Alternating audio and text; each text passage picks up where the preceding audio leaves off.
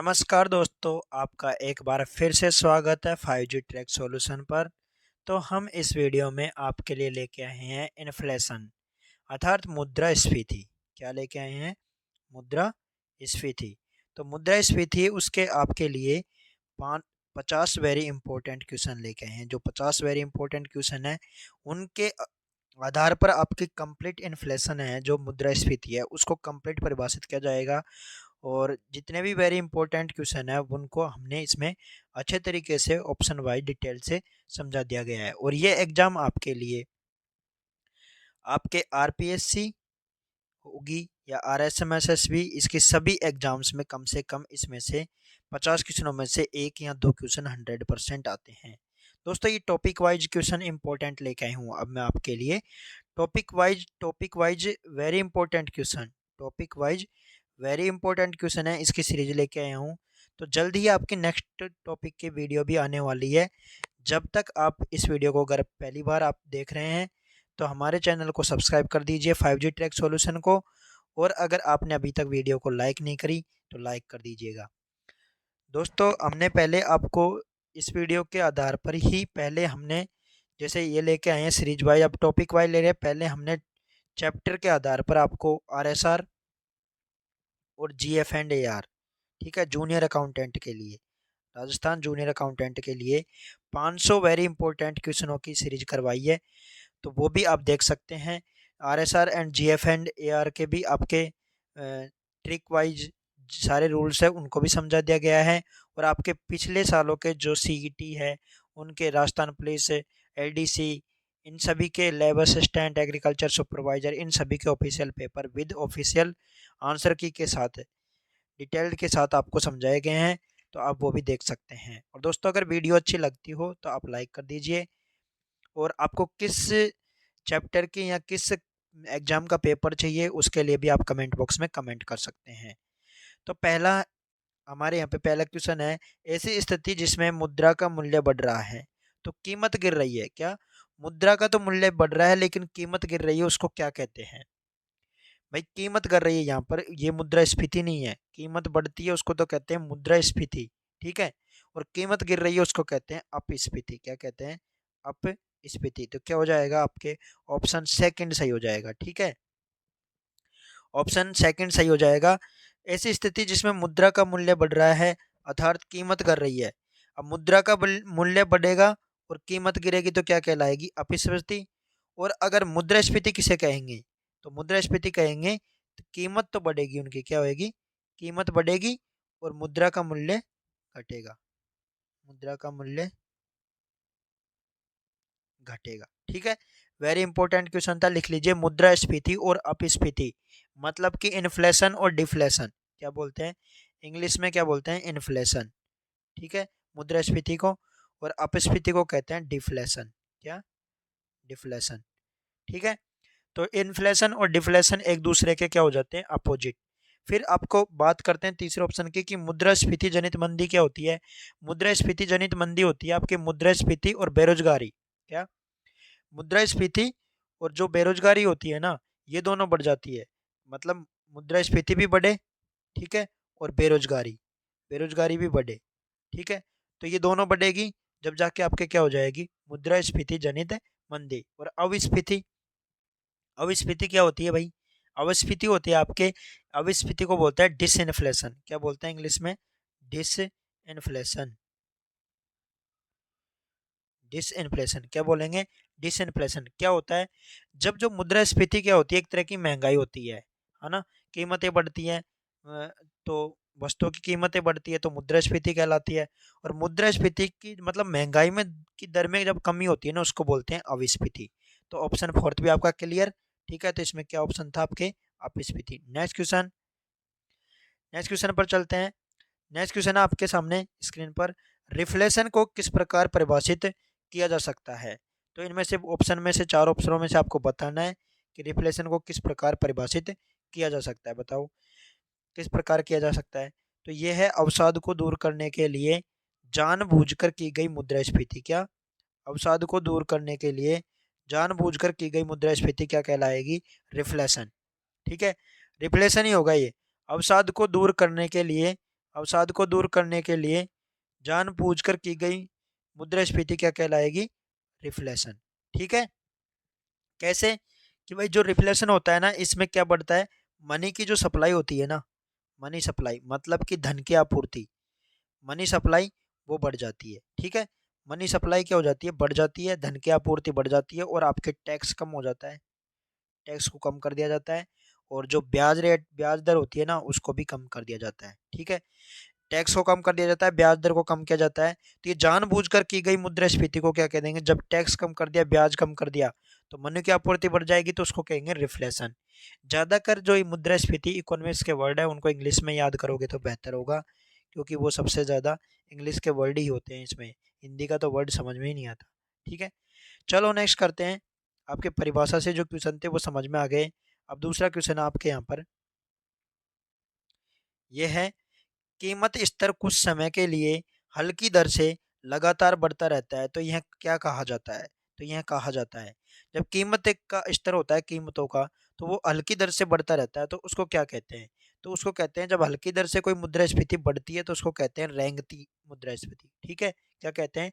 रेंगती। मतलब रेंगती को, इसको अगर इसे इंग्लिश में बात करेंगे तो क्रीपिंग। क्या कहेंगे? Creeping inflation. ठीक है। क्या कहेंगे? Creeping inflation. ठीक है। और आपके फिर रेंगती मुद्रास्फीति आप समझ में आई, जब कीमतों की वृद्धि मतलब बढ़ तो रही है, मतलब महंगाई तो बढ़ रही है लेकिन धीरे धीरे बढ़ रही है हल्की दर से, तो उसको कहेंगे रेंगती यानी क्रीपिंग। अब इसकी रेट होती है कि लगभग 0 से 3% के आई। ठीक है। 3% तक अगर बढ़ती है तो उसको बोलते हैं रेंगती हुई यानी कि क्रीपिंग इन्फ्लेशन। और अगर आपके बात करें सरपट, सरपट मुद्रास्फीति। ठीक है। तो सरपट मुद्रास्फीति की बात करें तो क्या आएगा? सरपट मुद्रास्फीति को होता है, सरपट का मतलब सरपट यानी तेज, मतलब छलांग लगाती हुई, तो एकदम तेजी से बढ़ेगी, मतलब उसकी फिक्स रेट होती है 10%। ठीक है। कितनी होती है? 10% से अधिक। ठीक है। 10% से अधिक हो जाती है तो उसको क्या कहते हैं? सरपट मुद्रास्फीति। इसको इंग्लिश में बोलते हैं आपको गैलोपिंग। क्या होता है? गैलोपिंग। ठीक है। Galloping inflation. और फिर है अति मुद्रास्फीति। अब अति मुद्रास्फीति क्या होती है? अति मुद्रास्फीति होती है आपके जो एकदम हाइपर हो जाती है ना, उसको बोलते हैं, मतलब बहुत ज्यादा अति। ठीक है। तो अति कब होगी? जब कीमतें हर महीने 50% से अधिक बढ़ जाए। कितनी बढ़ जाए? 50% से अधिक बढ़ जाए, तो क्या हो जाएगी? उसको क्या कहेंगे? अत्यंत या हाइपर मुद्रास्फीति। अभी कब हुई थी आपको पता हो तो 2010 में वेनेजुएला में हाइपर मुद्रास्फीति का सामना करना पड़ा था, और 2000 के दशक में भी आपके जिम्बाब्वे में हुआ था, 1920 में आपके जर्मनी में हुआ था। ठीक है। तो आपको मैंने सरपट मुद्रास्फीति बता दी, रेंगती मुद्रास्फीति बता दी, अति मुद्रास्फीति बता दी। अति मुद्रास्फीति किसे कहेंगे? 50% से अधिक कीमतें बढ़ जाए। रेंगती मुद्रास्फीति किसे कहेंगे? जिनकी 3% तक बढ़ जाए। ठीक है। और आपके सरपट जिसकी 10% से अधिक हो जाए। नेक्स्ट क्वेश्चन, यदि मूल्य स्तर, क्या बोल रहे हैं? यदि मूल्य स्तर नियंत्रित से बाहर हो जाता है तो मुद्रास्फीति के ऐसे अनियंत्रित चरण को जाना जाता है। मतलब मूल्य स्तर पर कंट्रोल ही नहीं रहता तो उसको क्या कहते हैं? मूल्य स्तर नियंत्रण से बाहर हो जाता है तो उसको कौन से क्या कहा जाता है? तो वो होता है आपके अति मुद्रास्फीति। अभी बताया मैंने 50% से अधिक। क्या? 50% से जब अधिक हो जाती है, 50% से अधिक, 50% से अधिक जब मुद्रास्फीति हो जाती है, मतलब कीमतें बढ़ जाती है, तो उसको कहेंगे अति मुद्रास्फीति। आपको मैंने अभी सरपट बताया, सरपट 10% से अधिक बताया, और रेंगती अभी मैंने आपको बताया 3% तक। ठीक है। नेक्स्ट क्वेश्चन, निम्नलिखित में से निम्नलिखित में से कौन सा निम्नलिखित में से कौन सा प्रेरित मुद्रास्फीति का कारक नहीं है? तो इनमें से बताना है आपको। मांग प्रेरित मुद्रास्फीति कौन सी नहीं है? मांग प्रेरित, या आपके प्रकारों में से चल रहा है मुद्रास्फीति के टाइप्स। तो मुद्रास्फीति के टाइप है इन्फ्लेशन के, वो होते हैं आपके मांग प्रेरित होती है, मांग प्रेरित मुद्रास्फीति, लागत जन्य मुद्रास्फीति, आंशिक मुद्रास्फीति, पूर्ण मुद्रास्फीति, खुली यानी कि ओपन ओपन मुद्रास्फीति, और एक सप्रेस्ड यानी कि दबी हुई मुद्रास्फीति। तो मैं आपको इनके बारे में, सभी के बारे में एक बार बता देता हूँ। मांग प्रेरित जो मुद्रास्फीति होती है उसमें आपके एग्रीगेट जो डिमांड होती है वो एग्रीगेट सप्लाई से ज़्यादा होती है। ठीक है। मतलब टोटल डिमांड टोटल सप्लाई से ज़्यादा होती है तो उसको कहते हैं मांग, डिमांड पुल। ठीक है। फिर लागत जन्य, इसको इंग्लिश में बोलते हैं कॉस्ट पुश मुद्रास्फीति। ठीक है, कॉस्ट पुश इन्फ्लेशन। तो कॉस्ट पुश अर्थात लागत जन्य मुद्रास्फीति ये होती है, लागत में वृद्धि हो जाती है ना किसी कीमत, लागत में जब वृद्धि होती है किसी वस्तु की लागत में ज़्यादा वृद्धि होती है और उससे महंगाई बढ़ जाती है तो उसको बोलते हैं लागत जन्य मुद्रास्फीति, अर्थात क्या बोलेंगे, cost push, cost push inflation. ठीक है। ऐसे ही फिर आपके है पार्शियल, पार्शियल। तो पार्शियल मुद्रास्फीति किसे कहेंगे, जब पूर्ण रोजगार से पहले होने वाली, कंप्लीट रोजगार नहीं मिल रहे हैं तो उससे होने वाली मुद्रास्फीति को क्या कहेंगे, पार्शियल। ठीक है। फिर एक होती है आपके पूल, पूल इन्फ्लेशन। पूल यानी कि फुल, फुल फुल इन्फ्लेशन क्या होती है आपके, फुल होती है आपके पूर्ण। ठीक है, कंप्लीट। तो रोजगार होने के बाद, रोजगार से पहले तो होती है आपके पार्शियल और रोजगार कंप्लीट होने के बाद में उसको बोलते हैं फुल। ठीक है, फुल इन्फ्लेशन। ओपन, एक होती है आपके open, open inflation. Open inflation देखो तीन तरह के आधार पर डिवाइडेशन कर रखा है। एक तो होती है आपके कारण के आधार पर, तो कारण मांग का हो सकता है कारण, और एक लागत का हो सकता है, एक रोजगार। रोजगार में दो तरह की होगी, आंशिक और पूर्ण। आंशिक मतलब पार्शियल और पूर्ण मतलब फुल। फिर आपके सरकारी या मौद्रिक नीति के प्राधिकरण के अकॉर्डिंग, सरकारी या प्राधिकरण या मौद्रिक नीति का जो प्राधिकरण होता है उसके आधार पर दो तरह की होती है आपके, ओपन या सप्रेस्ड। कौन सी, ओपन या ओपन या सप्रेस्ड। सप्रेस्ड मतलब दबी हुई। ठीक है, तो ओपन या सप्रेस्ड दो तरह की हो जाएगी। ठीक है। तो अब आपके ओपन क्या होती है, जब बिना आक्षेप के, सरकारी आक्षेप के मुद्रास्फीति होती है उसको बोलते हैं ओपन, और जब सरकारी आक्षेप के कारण मुद्रास्फीति होती है उसको कहते हैं दबी हुई या सप्रेस्ड। ठीक है। अब क्वेश्चन करते हैं। क्वेश्चन है, निम्न में से कौन सा मांग प्रेरित है। तो मांग प्रेरित मैंने बताया कि एग्रीगेट डिमांड एग्रीगेट सप्लाई से ज्यादा होती है उसमें है, तो उसका कारक नहीं है। कौन सा कारक नहीं है, तो आपके कौन सा कारक नहीं है, तो इनमें से आपके हो जाएगा पहले ही कच्चे माल की कीमत में वृद्धि। भाई डिमांड से इससे कोई लेना देना नहीं है, कच्चे माल की कीमत में वृद्धि से कोई लेना देना नहीं है इसका, लागत जन्य का। ठीक है, इसके ये किसके लिए आएगी, ये आपके लागत में काम आएगी, मांग से इसका कोई लेना देना नहीं है। कच्चे माल की कीमत का किससे संबंधित हो जाएगा, लागत वाली, लागत जन्य मुद्रास्फीति में काम आएगा, मांग प्रेरित वाले में नहीं। पैसे की आपूर्ति में मांग आ जाएगी, बजट घाटा डिमांड से हो जाएगा, व्यापार अधिशेष, अधिशेष मतलब कि ट्रेड सरप्लस होगा वो भी डिमांड के अकॉर्डिंग। ठीक है। नेक्स्ट क्वेश्चन, निम्न में से कौन सा लागत जन्य मुद्रास्फीति का कारण है। तो बताओ कौन सा है? लागत जन्य का बताना है, पहले मांग का बताया था, डिमांड पुल, अब की बार कॉस्ट पुश का बताना है। ठीक है, कॉस्ट पुश इन्फ्लेशन का कारण कौन सा है, तो बताओ कॉस्ट पुश का, कमेंट बॉक्स में कमेंट करके बताओ। तो लागत की बात हो रही है तो ये कारण है आपके मजदूरी और वेतन में वृद्धि। क्या हो जाएगा इसमें, मजदूरी और वेतन में वृद्धि। तो इनका दोनों का कारण क्या होता है, लागत जन्य मुद्रास्फीति में क्या हो जाएगा, मजदूरी और वेतन में वृद्धि। ठीक है। नेक्स्ट क्वेश्चन,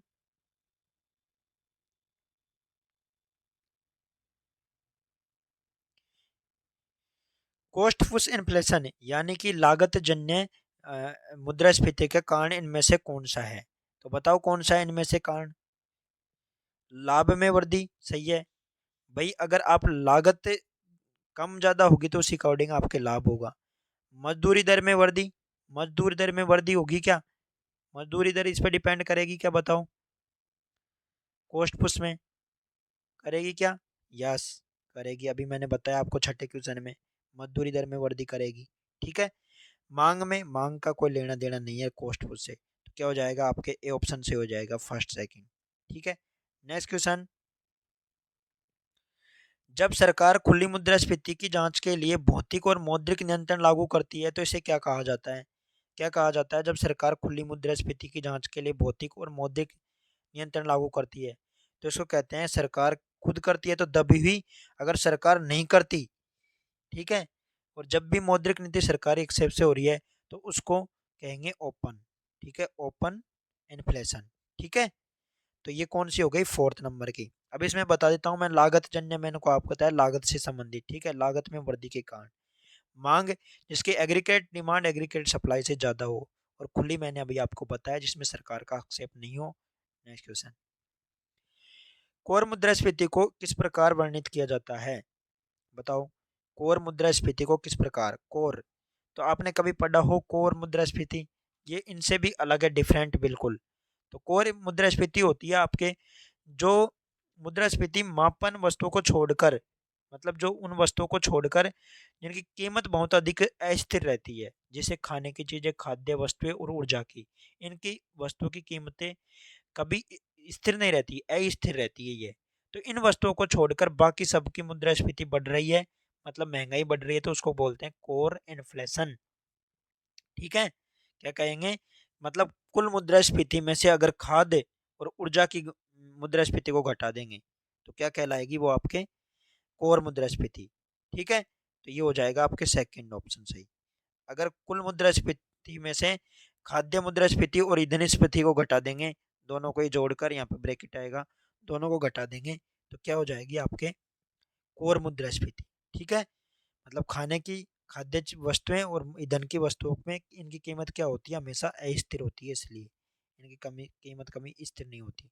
नेक्स्ट क्वेश्चन, एक ऐसी स्थिति जहां अर्थव्यवस्था बेरोजगारी के साथ साथ मुद्रास्फीति की उच्च दर का अनुभव करती है के रूप में जाना जाता है। तो बेरोजगारी भी हाई, क्या, बेरोजगारी भी हाई और आपके मुद्रास्फीति भी हाई, तो किस में होगी ये, आप बताइए किस में होगी? तो ये होगी, आपको मैंने बताया मुद्रास्फीति जनित मंदी में, पहले क्वेश्चन में बताया था, मुद्रास्फीति जनित मंदी। आपके अपस्फीति और मुद्रास्फीति एक दूसरे के क्या हो जाती है, अपोजिट होती है ये। ठीक है, मुद्रास्फीति मतलब महंगाई का बढ़ना और अपस्फीति मतलब महंगाई का कम होना। ठीक है, और अविस्फीति मतलब महंगाई, तो मतलब मुद्रास्फीति तो बढ़ना लेकिन धीरे धीरे बढ़ना। नेक्स्ट क्वेश्चन, मुद्रास्फीति में किसे लाभ होता है? बताइए किसे लाभ होता है, मुद्रास्फीति में किसे लाभ होता है? तो किसे होता है लाभ? अब आपको मैं लाभ, जिस जिसको लाभ मिलता है ना उसका नाम लिख देता हूँ। आपके लाभ किन किन को प्राप्त होता है, आप लिख लीजिए। लाभ मिलता है आपके उधारकर्ता को, किसको मिलता है, उधारकर्ता को, या फिर मिलता है देनदार को, मतलब उधारकर्ता और देनदार एक ही बात है, या फिर मिलता है आपके उत्पादक को, किसको मिलता है, उत्पादक को, या फिर मिलता है आपके जो आपके फ्लेक्सिबल इनकम ग्रुप होते हैं ना, फ्लेक्सिबल मतलब जो बिजनेस बिजनेस करते हैं, बिजनेसमैन लिख लो यहाँ पे, बिजनेसमैन। ठीक है, फ्लेक्सिबल इनकम ग्रुप होते हैं उनके, तो इनको उधारकर्ता, देनदार और उत्पादक और बिजनेसमैन, इनको लाभ मिलता है, ये वेरी इंपॉर्टेंट है। अब बताओ किस किस को लाभ मिलेगा, बताओ इनमें ऑप्शनों में मिलाओ, किस में मिलेगा? बचतकर्ता को नहीं मिलेगा, लेनदार को भी नहीं मिलेगा, देनदार को मिल जाएगा, पेंशनदार को नहीं। तो क्या हो जाएगा आपके ऑप्शन नंबर थर्ड, उधारकर्ता, देनदार, उत्पादक और बिजनेसमैन को लाभ मिलता है। अब एक बात और बता दो, हानि किसको होती है? हानि किसको होती है? तो हानि होती है आपके ऋणदाता को, किसको होती है, ऋणदाता को होती है एक तो, ठीक है, और एक होती है आपके लेनदार को।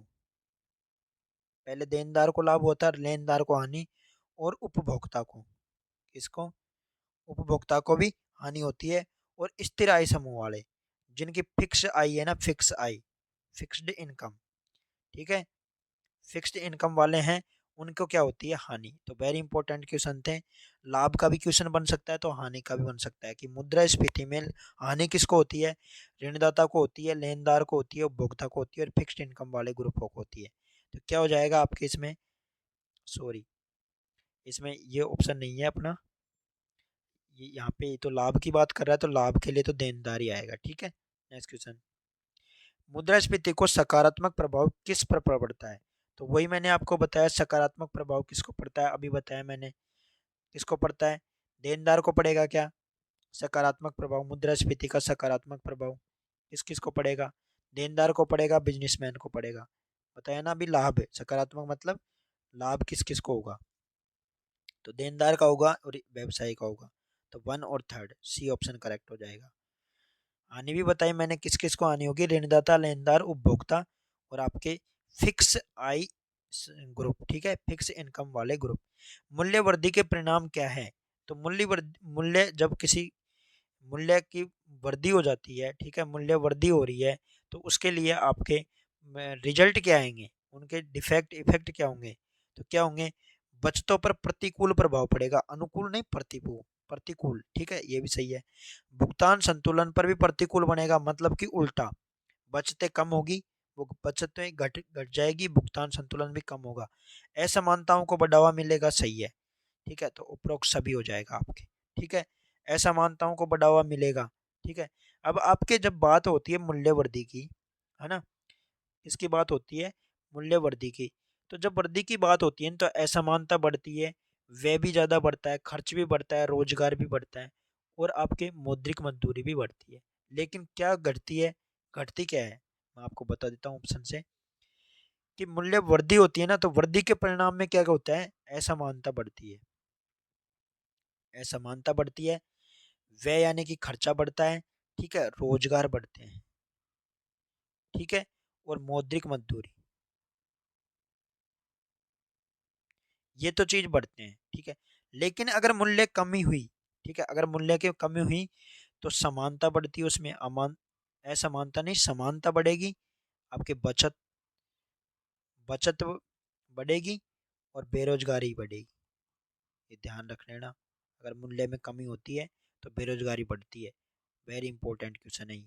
नेक्स्ट क्वेश्चन, तो इसीलिए कहा था कि बचतों पर तो प्रतिकूल प्रभाव है, भुगतान संतुलन पर भी प्रतिकूल प्रभाव है, अनुकूल नहीं प्रतिकूल, और असमानताओं को बढ़ावा मिलता है एकमात्र, ठीक है, तो मूल्य वृद्धि के ये हो गए प्रभाव, ठीक है, तो क्या हो गया, उपरोक्त सभी। नेक्स्ट क्वेश्चन, आरबीआई द्वारा मुद्रास्फीति के प्रमुख माप के रूप में किस सूचकांक संख्या का उपयोग किया जाता है, तो किस सूचकांक संख्या का उपयोग किया जाता है आरबीआई, ये बता सकता है क्या कोई, आपके दो सूचकांक होते हैं, एक तो होता है डब्ल्यूपीआई, क्या होता है डब्ल्यूपीआई, इसको बोलते हैं होलसेल प्राइस इंडेक्स, एक होता है सीपीआई, सीपीआई की फुल फॉर्म होती है कंज्यूमर प्राइस इंडेक्स, ठीक है, उपभोक्ता कीमत सूचकांक, एक होता है थोक कीमत सूचकांक। अब आपके डब्ल्यूपीआई में कीमत क्या होती है, थोक कीमतें होती है, और कंज्यूमर प्राइस में खुदरा कीमतें होती है, वेरी इंपॉर्टेंट है, दोनों चीज़ों को आप अच्छे से समझो कि डब्ल्यूपीआई और सीपीआई क्या होता है। डब्ल्यूपीआई में तो आपके थोक कीमत होती है, और खुद आपके सीपीआई होता है जिसमें होती है खुदरा कीमतें, ठीक है, मतलब कि आधार क्या होता है इनका, फैक्ट्री कीमत, डब्ल्यूपीआई में क्या होती है आपके फैक्ट्री कीमत, और सीपीआई में होती है फैक्ट्री कीमत के साथ जो उसको लाने का खर्चा होता है ना, पर लागत, परिवहन, परिवहन की जो लागत होती है वो भी सीपीआई में आती है, ठीक है। अब आपके तैयार कौन करता है, जो डब्ल्यूपीआई को तैयार कौन करता है, आपके ये जो आर्थिक सलाहकार का कार्यालय है वाणिज्य उद्योग मंत्रालय, कौन करता है डब्ल्यूपीआई को, वाणिज्य उद्योग मंत्रालय का जो आर्थिक सलाहकार का कार्यालय वहाँ तैयार होता है। और आपके सीपीआई तैयार कहाँ पे होता है, ये श्रम ब्यूरो के द्वारा, किसके द्वारा होता है, श्रम ब्यूरो के अखिल भारतीय सीपीआई, ठीक है, सीएसओ से। प्रकाशित कौन करता है, प्रकाशित कौन करता है, अभी मैंने आपको बताया, प्रकाशित कब होता है, ये 7 दिन में, डब्ल्यूपीआई आपके हर 7 दिन में तैयार होता है, और सीपीआई महीने में एक बार, ठीक है। अब बात करते हैं अपने क्वेश्चन की, कि भाई क्वेश्चन क्या कह रहा था, तो क्या कह रहा है अपना क्वेश्चन, जल्दी कमेंट बॉक्स में कमेंट करके बताइए कि आरबीआई द्वारा मुद्रास्फीति के प्रमुख माप के रूप में किस सूचकांक संख्या का उपयोग किया जाता है, तो आपके वेरी इंपॉर्टेंट है, सीपीआई का उपयोग किया जाता है, किसका किया जाता है, सीपीआई का, ठीक है, उपभोक्ता मूल्य सूचकांक का, किसका किया जाता है, सीपीआई, ठीक है। सीपीआई का कब से उपयोग किया जा रहा है, आपके अप्रैल 2014 से, कब से, अप्रैल 2014 से, अप्रैल 2014 से, पहले डब्ल्यूपीआई से किया जाता था, अप्रैल 2014 से सीपीआई से उपयोग किया जाता है। नेक्स्ट क्वेश्चन, डब्ल्यूपीआई में निम्नलिखित में से किसका भार सबसे अधिक है, तो बताइए कमेंट बॉक्स में कमेंट करके, डब्ल्यूपीआई में यानी कि होलसेल प्राइस इंडेक्स में निम्न में से किसका भार सबसे अधिक है, तो सबसे ज़्यादा है आपके विनिर्मित उत्पाद का, किसका है, विनिर्मित उत्पाद का कितना है, अगर हम इंडिया की बात करें या फिर राजस्थान की बात करें, इंडिया की बात करें तो विनिर्मित उत्पाद का इंडिया में आपके लगभग 63%, कितना है, लगभग 63%, और राजस्थान के में बात करें तो यह है आपके लगभग 49%, कितना है, लगभग 49%। नेक्स्ट क्वेश्चन, तो दोस्तों अगर आपने अभी तक 5G ट्रैक सॉल्यूशन को सब्सक्राइब नहीं किया तो सब्सक्राइब कर लीजिए, और इस वीडियो को अभी तक आपने लाइक नहीं किया तो लाइक कर दीजिए, क्योंकि जल्द ही हम आपके लिए RSMSB LDC के ऑफिशियल पेपर और राजस्थान पुलिस के वो भी लेकर आने वाले हैं। आपके लिए RPSC RS का अवेलेबल है और लैब असिस्टेंट का भी आपको अवेलेबल है। GF&AR जूनियर अकाउंटेंट के अवेलेबल है सारे क्वेश्चन। नेक्स्ट क्वेश्चन, थोक मूल्य सूचकांक टोकरी में कौन सी चीज शामिल है? तो बताइए, थोक मूल्य सूचकांक यानी कि WPI में कौन सी चीजें शामिल होती है? तो कौन सी चीजें शामिल है? तो ये आपके होती है गुड्स, ठीक है, मतलब वस्तुएं। तो गुड्स आपके शामिल होती है, सर्विस नहीं होती, ठीक है। सर्विस किस में होती है? आपके CPI में शामिल होती है, ठीक है। नेक्स्ट क्वेश्चन, थोक मूल्य सूचकांक के आंकड़े जारी करता है? थोक मूल्य सूचकांक किसके? तो WPI किसके मूल्य आंकड़े जारी करता है? तो किसके, कौन करता है इनके जारी? WPI के जो आंकड़े होते हैं आपके, WPI उसके मैंने आपको बताया अभी, वाणिज्य उद्योग मंत्रालय में आर्थिक सलाहकार, ठीक है, आर्थिक सलाहकार। और आप कमेंट बॉक्स में कमेंट करके बताएं कि 1 रुपए का जो नोट होता है उस पर किसके हस्ताक्षर होते हैं। नेक्स्ट क्वेश्चन, उपभोक्ता मूल्य सूचकांक का आधार वर्ष क्या है?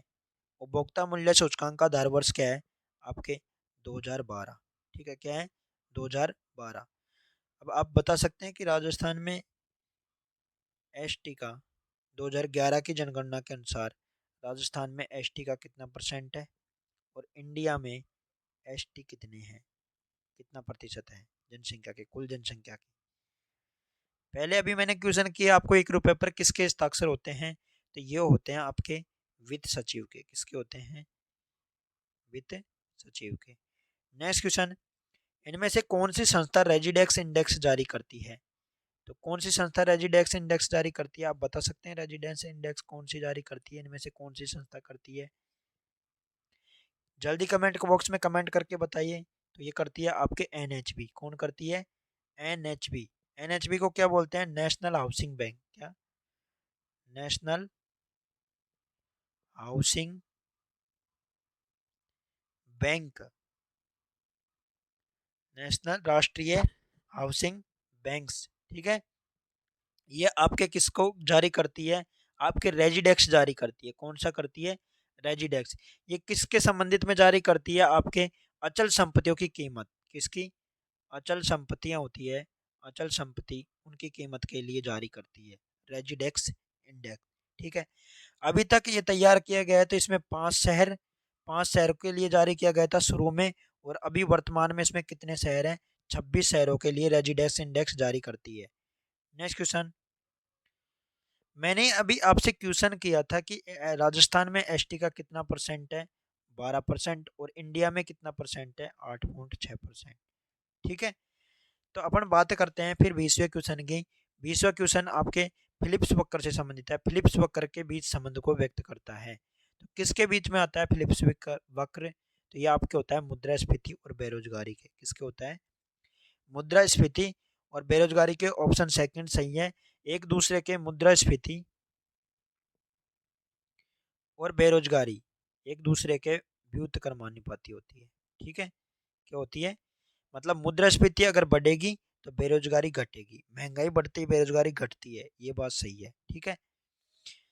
अब आपके एक थोड़ी सी बात बता देता हूँ कि मुद्रास्फीति को अगर कंट्रोल करना हो तो कंट्रोल करने के लिए क्या क्या करना चाहिए? कंट्रोल करने के लिए आपके मौद्रिक नीति अपनानी चाहिए, या कोई मात्रात्मक उपाय, ठीक है, या कोई बजटीय नीति अपनानी चाहिए, ठीक है, या उत्पादन में वृद्धि करनी चाहिए। तो नेक्स्ट क्वेश्चन पर चलते हैं। यदि वास्तविक उत्पादन में बाजार में परिवर्तन के साथ मूल्य स्तर बढ़ रहा है, बाजार परिवर्तन के साथ मूल्य स्तर बढ़ रहा है, तो हम इसका किसका वर्णन करेंगे? तो बताओ किसका वर्णन करेंगे? यदि वास्तविक उत्पादन में बाजार परिवर्तन के साथ मूल्य स्तर बढ़ रहा है तो इसको क्या कहेंगे हम? मुद्रास्फीति कहेंगे, ठीक है। मतलब मूल्य स्तर बढ़ रहा है तो क्या कहेंगे? मुद्रास्फीति, ठीक है। अब विमुद्रास्फीति, ये होती है आपके विमुद्रास्फीति, जिसको विस्फीति भी कहते हैं, ठीक है। और आपके अब ये है आपके अवमूल्यन। अवमूल्यन में क्या होता है? आपके मुद्रा का जो बाह्य मूल्य होता है ना, बाहर का, ठीक है। बाह्य मूल्य वो क्या हो जाता है, अवमूल्यन में कम हो जाता है, ठीक है, मूल्य में क्या हो जाता है, कमी। अपस्फीति, आपके अपस्फीति और मुद्रास्फीति एक दूसरे के क्या है, अपोजिट, क्या है, अपोजिट, ठीक है। महंगाई को क्या कहते हैं, आपके महंगाई का बढ़ना मुद्रास्फीति और महंगाई का कम होना आपके अपस्फीति, ठीक है। आपके अवमूल्यन का जो मैंने बताया कि बाह्य मूल्य में कमी को क्या कहते हैं, अवमूल्यन। तो ये भुगतान संतुलन बनाने के लिए अवमूल्यन किया जाता है कभी कभी, मुद्रा का अवमूल्यन, ठीक है। नेक्स्ट, निम्न में से कौन सा सही है। तो 22वें क्वेश्चन में आपको बताना है निम्न में से कौन सा सही है।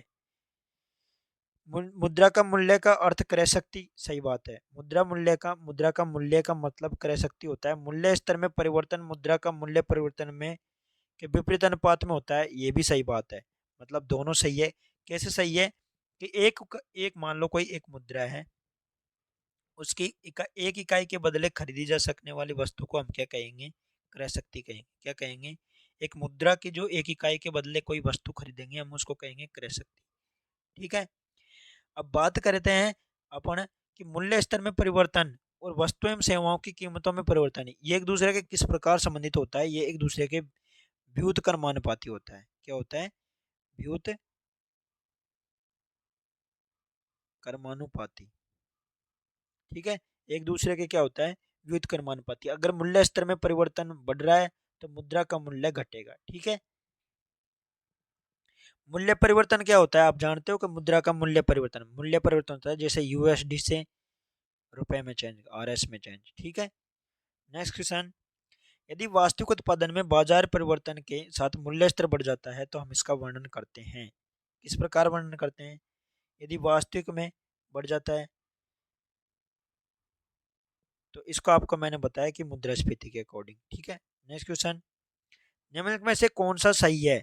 मुद्रा का मूल्य का अर्थ, ये क्रय शक्ति मूल्य स्तर में परिवर्तन, मुद्रा का मूल्य परिवर्तन में, ये दोनों ही सही है आपके, अभी मैंने आपको बताया।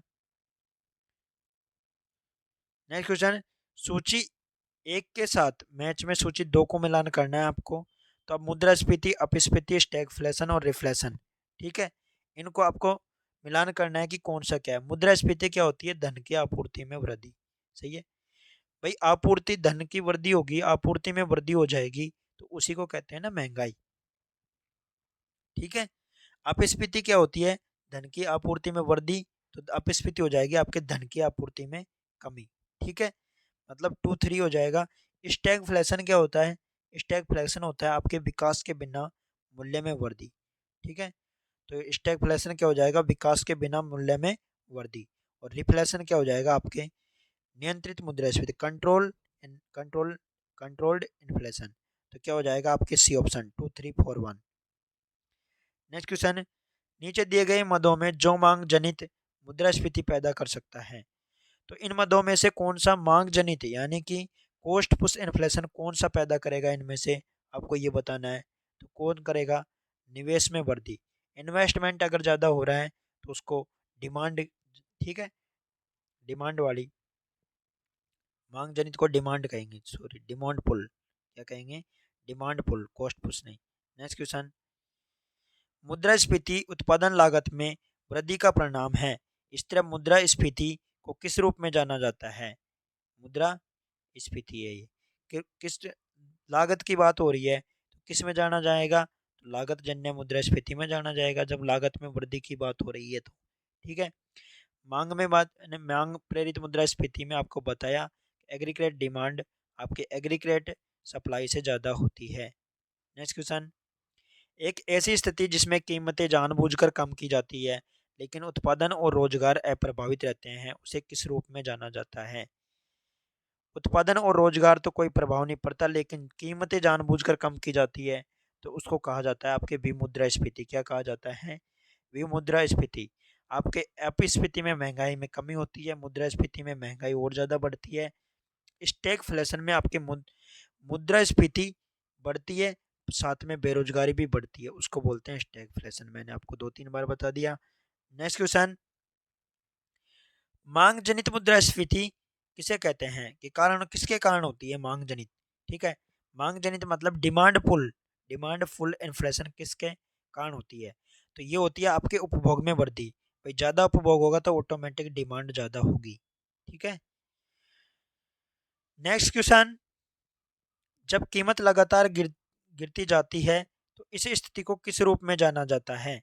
जब कीमतें लगातार गिरती जाती है तो इसको अपस्फीति कहा जाता है। क्या कहेगा? अपस्फीति मतलब कि डिफ्लेशन। और रिफ्लेशन क्या होता है? आपके नियंत्रित मुद्रास्फीति, जिसको कंट्रोल कर लिया जाता है गवर्नमेंट के द्वारा या कोई राजकोषीय नीति के द्वारा। ठीक है। मुद्रास्फीति, आप जानते हैं कि मुद्रास्फीति महंगाई को कहते हैं, महंगाई में बढ़ना। स्टैगफ्लेशन, मुद्रास्फीति का बढ़ना, साथ में बेरोजगारी का भी बढ़ना। ठीक है, बेरोजगारी का भी बढ़ना। नेक्स्ट क्वेश्चन, बहुत अधिक खर्च के कारण मुद्रास्फीति का बहुत अधिक खर्च के कारण मुद्रास्फीति का प्रकार कौन सा है? जब खर्चा बहुत ज्यादा होता है, व्यय बहुत ज्यादा हो रहा है, तो उसको कहेंगे मांग प्रेरित मुद्रास्फीति। मतलब खर्चा होने के बाद भी डिमांड है, तो मांग प्रेरित मुद्रास्फीति किस में आएगी? आपके बहुत अधिक खर्चा होने के कारण भी मुद्रास्फीति टाइप्स में। ठीक है। संरचनात्मक मुद्रास्फीति किसमें होती है? आपके संरचनात्मक एक जो पिछड़े एरिया होते हैं, आपके पिछड़े एरिया, ठीक है, पिछड़े कृषि क्षेत्र के जो एरिया होते हैं उनमें भोजन की डिमांड रहती है, उनको कहते हैं संरचनात्मक मुद्रास्फीति। लागत जन्य मुद्रास्फीति आपको मैंने बताया अभी, कॉस्ट पुश, ठीक है, जो लागत में वृद्धि के कारण। दबी हुई मुद्रास्फीति, जिसकी प्राइस को कंट्रोल कर लिया जाता है गवर्नमेंट के द्वारा, गवर्नमेंट एक्सेप्ट के द्वारा, उसको कहते हैं आपके दबी हुई, सप्रेस्ड। नेक्स्ट क्वेश्चन, यदि अर्थव्यवस्था संभावित सकल घरेलू उत्पाद पर कार्य करती है तो धन की आपूर्ति में वृद्धि से क्या होगी? तो धन की आपूर्ति से होगी आपके सकल घरेलू उत्पाद पर बात करते हैं तो मांग पक्ष यानी कि डिमांड पुल की बात होगी। इसकी बात होगी डिमांड पुल की। आपके स्टैगफ्लेशन क्या होता है? मैंने बताया आपको, मुद्रास्फीति में वृद्धि, साथ में बेरोजगारी में वृद्धि। संरचनात्मक मैंने आपको बताया, पिछड़े क्षेत्रों में भोजन की डिमांड होती है, उसको कहते हैं संरचनात्मक मुद्रास्फीति। और आपूर्ति पक्ष, ये कम आपूर्ति के आधार पर होती है। ठीक है। नेक्स्ट क्वेश्चन, जब सरकार महंगाई में बाधा डालती है तो वहां क्या होती है?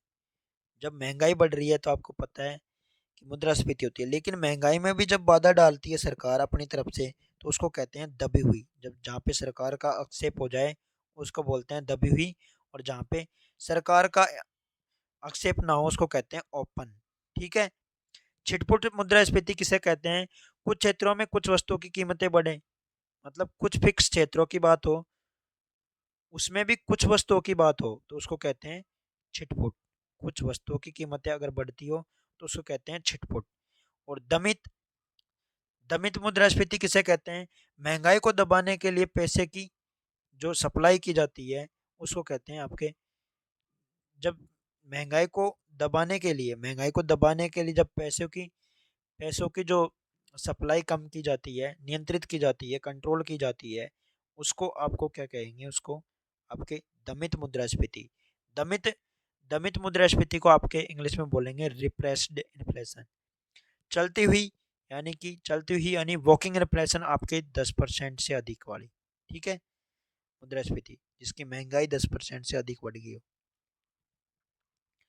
मुद्रास्फीति उन लोगों के लिए एक वरदान के रूप में कैसे कार्य करती है जो ऋण लेकर निवेश करते हैं? तो कैसे कार्य करती है उनके लिए मुद्रास्फीति? जो ऋण लेकर कार्य करते हैं उनके ऋण चुकौती राशि के मूल्य में कमी। ठीक है, किससे हो जाएगी? जब उनके ऋण चुकौती राशि के मूल्य में कमी होने हो जाती है तो उनका ऑटोमेटिक मुद्रास्फीति उनके लिए वरदान के लिए काम करती है। ठीक है। नेक्स्ट क्वेश्चन, मुद्रास्फीति में शामिल है, तो मुद्रास्फीति में क्या शामिल है बताइए कमेंट बॉक्स में कमेंट करके। तो ये आपके होता है लेनदारों का नुकसान। क्या होता है? लेनदारों का नुकसान मुद्रास्फीति में। ये लेनदारों का नुकसान होता है वो मुद्रास्फीति में शामिल होता है। कैसे? क्योंकि लेनदार को क्या होता है? हमेशा नुकसान होता है। देनदारों को क्या होता है? फायदा होता है। देनदारों को फायदा होता है, नुकसान नहीं। ठीक है। नेक्स्ट क्वेश्चन, मुद्रास्फीति के कारण बताना है आपको। मुद्रास्फीति का कारण बताओ, क्या कारण है? मुद्रास्फीति का कारण है धन की आपूर्ति में वृद्धि, सही है। उत्पादन में वृद्धि, नहीं। उत्पादन में कमी, सही। तो क्या हो जाएगा? 1 और 3rd। नेक्स्ट क्वेश्चन, निम्न में से कौन सा मुद्रास्फीति का कारण नहीं है। तो अब बताना है आपको कारण इनमें से कौन सा नहीं है। कृषि उत्पादन में धीमी वृद्धि और सही बात है, उससे महंगाई बढ़ेगी। औद्योगिक उत्पादन में भी वृद्धि कम है, तो उससे भी महंगाई बढ़ेगी। महंगे आयात में तेजी से वृद्धि बढ़ेगी और जनसंख्या की धीमी वृद्धि इससे नहीं होगी। तो आंसर क्या हो जाएगा, ये कारण नहीं है आपका जनसंख्या वाला। नेक्स्ट क्वेश्चन, मुद्रास्फीति का कारण नहीं हो सकता। तो इनमें से कौन सा कारण मुद्रास्फीति का नहीं हो सकता। लागत वाला होता है, मांग पुल भी होता है, अत्यधिक धन की आपूर्ति भी होता है, अत्यधिक उत्पादन से नहीं होता है, उससे तो मुद्रास्फीति घटेगी। और नेक्स्ट क्वेश्चन, एक अविकसित अर्थव्यवस्था में मुद्रास्फीति का मूल कारण है। अविकसित अर्थव्यवस्था की बात हो रही है, तो इसमें मुद्रास्फीति का क्या कारण है। तो इसका हो जाता है बाजारों में खामियां होती है कुछ ना कुछ, या तो उत्पादन कम हो रहा है, ठीक है। तो क्या हो जाएगा आपके ऑप्शन 4। नेक्स्ट क्वेश्चन, मुद्रास्फीति को रोकने के लिए सरकार की नीतियां क्या रही है। तो क्या रहती है सरकार की नीतियां। सार्वजनिक वितरण प्रणाली सही है, जमाखोरों, तस्करों और कालाबाजारियों के खिलाफ कार्रवाई ये भी सही है, आवश्यक वस्तुओं की आपूर्ति बढ़ाने के लिए राजकोषीय और मौद्रिक उपाय ये भी सही है। मतलब उपरोक्त सभी हो जाएगा, ठीक है। तो मुद्रास्फीति को बढ़ाने के लिए सरकार इस प्रकार के नीति अपनाती है। नेक्स्ट क्वेश्चन, भारत में बढ़ती कीमतों को किस माध्यम से रोका जा सकता है। मतलब महंगाई, मुद्रास्फीति हो रही है और कीमतें बढ़ रही है, तो उनको किस तरीके से रोका जा सकता है। बजट नीति से रोका सकता है, मौद्रिक नीति से भी रोका जा सकता है, उत्पादन वृद्धि से नहीं। आय के स्तर में वृद्धि से भी रोका जा सकता है क्या, नहीं। उत्पादन वृद्धि, हाँ सही। तो आपके हो जाएगा फर्स्ट, सेकंड, थर्ड। बजट नीति, मौद्रिक नीति, उत्पादन वृद्धि, तीनों से रोका जा सकता है। नेक्स्ट क्वेश्चन, मुद्रास्फीति को अस्थायी रूप से रोकने के लिए केंद्रीय बैंक द्वारा निम्न में से कौन से कदम उठाए जाते हैं। तो कौन से कदम उठाए जाते हैं मुद्रास्फीति को अस्थायी रूप से रोकने के लिए। धन की आपूर्ति को कम किया जाता है। क्या किया जाता है, धन की आपूर्ति को कम किया जाता है। नेक्स्ट क्वेश्चन, मुद्रास्फीति को नियंत्रित करने के लिए मुद्रास्फीति को नियंत्रित करने के लिए मौद्रिक उपाय कौन सा है। इनमें से कौन सा मौद्रिक उपाय है। तो ये आपके सीआरआर में वृद्धि, ठीक है। आरक्षित अनुपात में वृद्धि करना। मुद्रास्फीति अंतराल की अवधारणा किसके द्वारा उत्पन्न दी गई थी। तो किसके द्वारा दी गई थी, आपके केन्स के द्वारा दी गई थी। किसके द्वारा, केन्स के द्वारा। नेक्स्ट क्वेश्चन, यदि धन की वृद्धि दर स्थिर रखी जाती है तो उत्पादन बढ़ रहा है। धन की वृद्धि दर तो स्थिर है, लेकिन उसका उत्पादन में वृद्धि हो रही है। उत्पादन में क्या हो रही है, वृद्धि हो रही है। तो क्या होगा, बताओ क्या होगा। वेरी इंपॉर्टेंट क्वेश्चन है, स्टार लगा लेना, 99% एग्जाम में आता है। तो मूल्य स्तर गिर जाएगा। क्या हो जाएगा, मूल्य स्तर गिर जाएगा। धन की तो वृद्धि हो रही है, लेकिन उत्पादन बढ़ रहा है। धन बढ़ रहा है, धन तो स्थिर है, उत्पादन बढ़ रहा है। उत्पादन बढ़ रहा है तो उस वस्तु की ऑटोमेटिक मूल्य गिर जाएगा। ये वेरी इंपॉर्टेंट क्वेश्चन है, ठीक है। नेक्स्ट क्वेश्चन, भारत में निम्न में से कौन सी संस्था उपभोक्ता मूल्य सूचकांक ग्रामीण और संयुक्त को संकलित करती है और जारी करती है।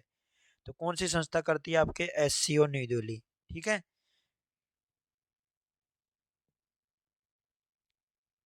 ये एससीओ नहीं है, सीएसओ, ठीक है, सीएसओ न्यू दिल्ली। निम्न में से कौन सा मुद्रास्फीति का प्रकार नहीं है। तो इनमें से कौन सा मुद्रास्फीति का प्रकार नहीं है, आपको बताना है। रेंगती होती है, मांग प्रेरित भी होती है, युद्धकालीन भी होती है, उपभोक्ता मूल्यस्फीति नहीं होती, ठीक है। तो क्या हो जाएगा, थर्ड ऑप्शन सही हो जाएगा। नेक्स्ट क्वेश्चन, मुद्रास्फीति के समय कर की दर में होनी चाहिए। तो कर की दर में हमेशा क्या होनी चाहिए, वृद्धि। क्या होनी चाहिए, कर की दर में वृद्धि, ठीक है। ऑप्शन सेकंड सही हो जाएगा।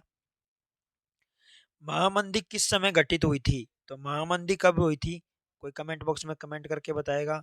1929 से 1934 के मध्य। नेक्स्ट क्वेश्चन, वर्ष 2023 में केंद्र सरकार द्वारा महंगाई भत्ता कितना प्रतिशत दिया जाता है। तो इन्फ्लेशन के लिए ही, मतलब महंगाई के लिए ही महंगाई भत्ता दिया जाता है, जिसको बोलते हैं डीए, ठीक है। तो कितना दिया जाता है, कितना दिया जाता है, कमेंट बॉक्स में कमेंट करके दिया जाता है। ये तो पहले 42% दिया जाता था, अब इसको 46% कर दिया, ठीक है।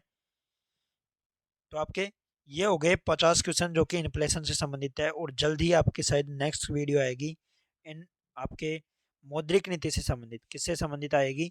मौद्रिक नीति, और जो मॉनेटरी पॉलिसी होती है उससे संबंधित, और क्रेडिट पॉलिसी से संबंधित वेरी इंपॉर्टेंट क्वेश्चन जिनको डिटेल से समझाएंगे। अगर वीडियो अच्छी लगी हो तो दोस्तों लाइक कर दीजिए और ज़्यादा से ज़्यादा शेयर कर दीजिए। अगर आपने अभी तक 5G ट्रैक सॉल्यूशन को सब्सक्राइब नहीं किया तो सब्सक्राइब कर लीजिए। धन्यवाद। ये आपका इसी में रिव्यू क्वेश्चन है जिसमें आपको बताना है कि ओल्ड पेंशन स्कीम क्या है। कमेंट बॉक्स में जवाब दीजिए, और अगर आपने अभी तक 5G टेक सॉल्यूशन को सब्सक्राइब नहीं किया तो सब्सक्राइब करिए। ओल्ड पेंशन स्कीम क्या है, कमेंट बॉक्स में बताइए।